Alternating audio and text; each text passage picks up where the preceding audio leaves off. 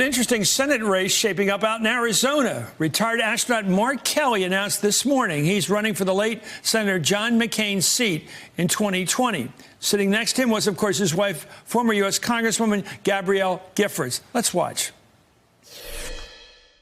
Nearly lost your life serving your country. Yes. But what do you do when bad things happen? Move ahead. You know, I learned a lot from being an astronaut. I learned a lot from being a pilot in the Navy. I learned a lot about solving problems from being an engineer. But what I learned from my wife is how you use policy to improve people's lives. So please join us. Damn the torpedoes. Full speed ahead. Admiral Farragut. Anyway, in 2011, Giffords was severely wounded when she was shot in the head by a mentally ill man who opened fire at one of her constituent events. She was being a congresswoman and meeting the voters, the constituents, when she was shot for being the congresswoman. It left 6 dead and 13 injured, including herself, Giffords. And since then, Mark and Gabby have advocated for stronger gun safety regulations like universal background checks, closing the gun show loophole, and prohibiting those on the no-fly list from buying a gun. If Kelly wins the Democratic primary, it would likely be go head-to-head with Senator Martha McSally, who was appointed to the open Senate seat after losing her Senate race against Kyrsten Sinema. Isn't that amazing to have somebody sitting in there that lost? Anyway, last year, McSally received an A rating, of course, from the NRA. I'm joined right now by Democratic U.S. Congressman Robin Kelly, co-chair of the House Gun Violence Prevention Task Force, and Dan Nowicki, national politics editor with the Arizona Republic. I just want to talk we'll get to the big picture here, but I want to get to tell me about Arizona. Is it a purple state now, the purple sage? Is it really that way in the middle, politically? Well, I don't know if it's realigned. Kyrsten Sinema was the first Democrat to win a Senate seat in about 30 years there. And she did it by kind of distancing herself from some of the other Democrats. She ran as kind of a nonpartisan Democrat. She ran as a centrist, moderate, whereas Martha McSally kind of ran as a Trump Republican. So she was able to beat Martha McSally. Couldn't really crack 50%.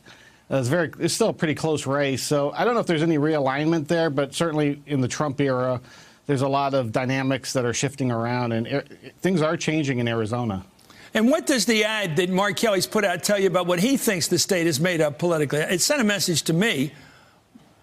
What did it say to you?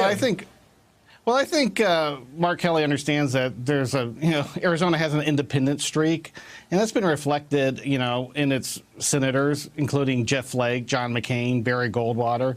And I think he's trying to tap into some of that. Kyrsten Sinema did too. Sinema really kind of showed Democrats how to win statewide in Arizona. And I think the Democrats are feeling really good in Arizona, and I think they're going to try to repeat that in 2020. Congressman, thank you for joining us. Thanks for having me. You're from Illinois, but you're leading this big fight for gun safety against violence. I mean, we've had all these school shootings, and every day they happen here, we start all over again, and we say thoughts and prayers, and all that's fine, but no action.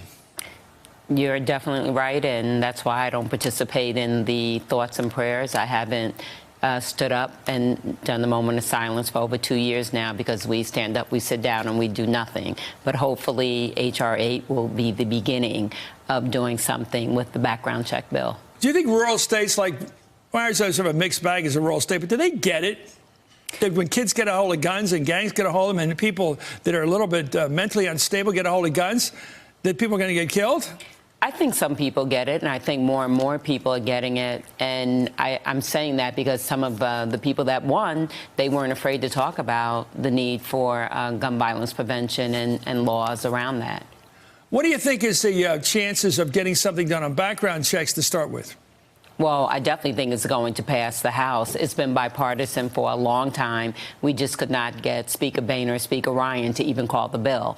It'll be tougher in the Senate, but I'm hoping all the advocacy, all the energy around this they'll take it over to the Senate and put the pressure on, frankly, the Republican senators. There won't be a cork in the bottle anymore. Anyways, we approach the one-year anniversary of the school shooting in Parkland, Florida. 1 year it's been. A new Reuters Ipsos poll shows that more Americans want tougher gun laws, but don't believe lawmakers can make it happen.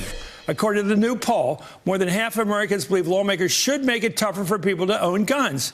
And 58% say are not confident that our lawmakers will actually do something to improve the laws. Sounds like pessimism is reigning here. It does, but I think because they've seen such a partisan divide, even though I always tell people we get along better than people think, but I think they've seen what's happened over the years. But I think we can get some things done. I have legislation that asks the Surgeon General to put out a report every year about the impact of gun violence, and I think that has a chance of passing in both the House and the Senate. Dan, how about in Barry Goldwater country, John McCain country? Is gun ownership just the NRA way, or is there something more moderate from that can win? Well, Arizona very much is a gun-friendly state, but like I mentioned earlier, things seem to be changing. And Mark Kelly running as a moderate centrist Democrat, and the way he's going to finesse the gun control message is sort of, we're not going to grab your guns, we're not trying to undermine the Second Amendment.